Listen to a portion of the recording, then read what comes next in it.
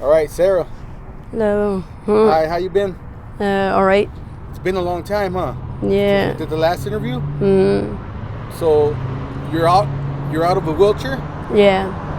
How'd you manage to do that? To be honest. Just that alone? I didn't lose the weight and all that because I couldn't afford it.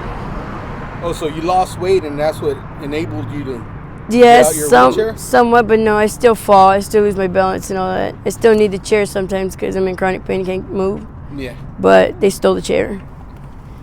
Someone out here stole the chair? Yeah, and then they ended up stealing my walker. Why? Do they want to resell it or something? Yeah. Oh, yeah? Mm-hmm. That's crazy. What happened to your boyfriend? He got hit by a truck, but he's still alive, though. Oh, yeah? Yeah, and he's not my boyfriend, where he's my ex. Okay. Is he walking? Is he... Yeah, he walks. Did he get hit by that truck? Like, was it something big or just... Yeah, he died twice and they brought him back twice. Just like when he got hit by the car a while back when we first met you. He died twice and they brought him back. That's crazy. Yeah.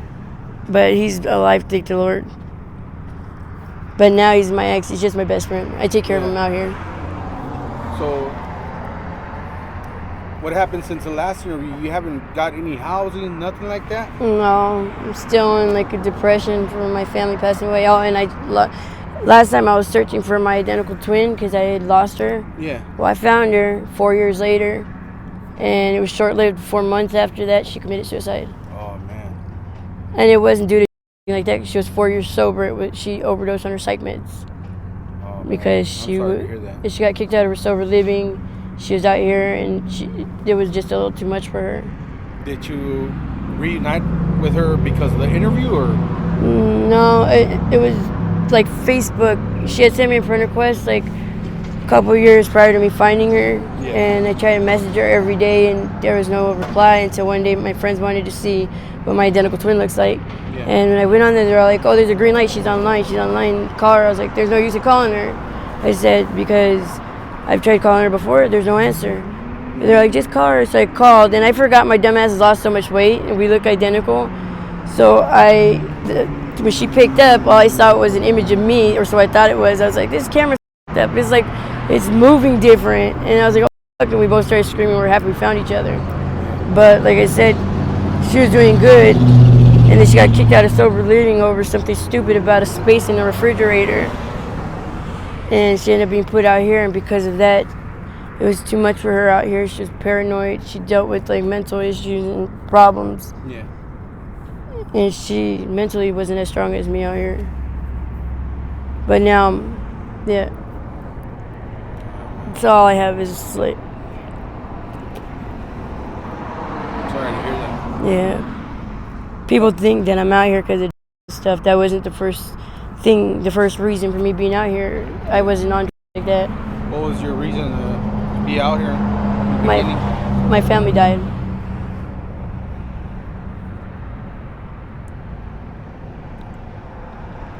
Yeah. So you don't have family at all anymore? I have family, but it's, how do I say, family that I'm not close to, like in my dad's side.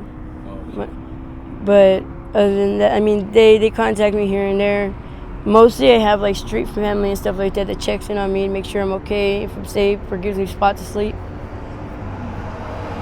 So right now you're staying at a makeshift camp, yeah. Why don't you just go try to get into one of the programs out here, or a shelter? I've gone through a shelter. It was a really bad one, and you would think that it's a safe spot, but that shelter is not a safe spot. It dealt with the situation of somebody taking advantage of me in a time when I was weak. Yeah. And so I ended up saying fuck all shelters. So because of that one bad experience, ruined it for everything else. Yeah. And because of depression, I don't know if it is the right name for it or whatever, but survivor's remorse. So I'm still dealing with that still, like years later, even though I lost them years ago.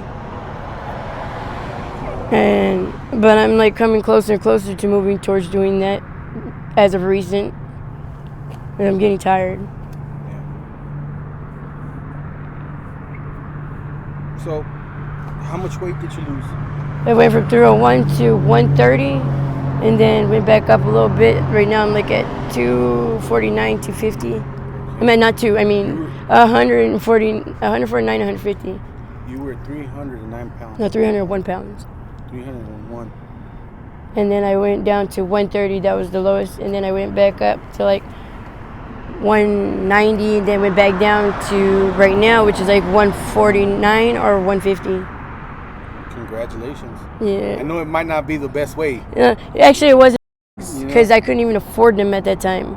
It was stress. Okay. Everybody's shocked about that. Do you feel better though? Like, yeah, I can move a lot more. Yeah, but in a sense, I get a lot more attention. Some like it and I don't like it, because you get a lot of negative attention too. Attention out here by the other homeless in the community, or both, just regular people? Both. Okay. And a lot of like negative attention from guys and stuff like that trying to harm you and shit like that. Oh, yeah. Which is weird. I didn't get all when I was fat. I don't know why they're doing it now. Yeah. Is it dangerous right there where you're staying at, or not. There's a big homeless community there, huh? Yeah, not really. I've seen probably like 30 people hanging out right now. Yeah, not really. We're all close. I mean, we all fight like siblings and stuff like that. Yeah. But I ain't gonna lie, there is situations and stuff like that, like the real world has violence, stuff like that. So you guys all know each other on that block? Yeah. Someone that's not from there, they can't just come over there? No, because they're all or whatever you guys have. But no, they're real friendly and stuff like that, so they allow it, but they're very cautious with it, which any community would be. You know what I mean? Like whoever they let in their crowd. Yeah. Okay. Because a lot of people are up to no good for other people. Yeah. Or, like a lot of us homeless people dealing with cops. How do they treat cops be picking on us big time if you're going to ask that. Yep. In the alley? They cut down our tents. They stomp on our tents. They go and they plant shit on us. They harass us. They really do. Like, you wouldn't think they would do that. They would be there to help us, but if we ask them for help, they blow us off, or they cuss us out. Do they ever come out here with any resources? No. Like a poster? No, they come out and they cuss us out and stuff like that. They treat us like crap. No. Well, I guess you probably can't expect that from the cops, huh? Because they're not social workers. But it's sad. You should you should be able to feel like you're safe around them. When you're not, you actually feel like you're more unsafe around them.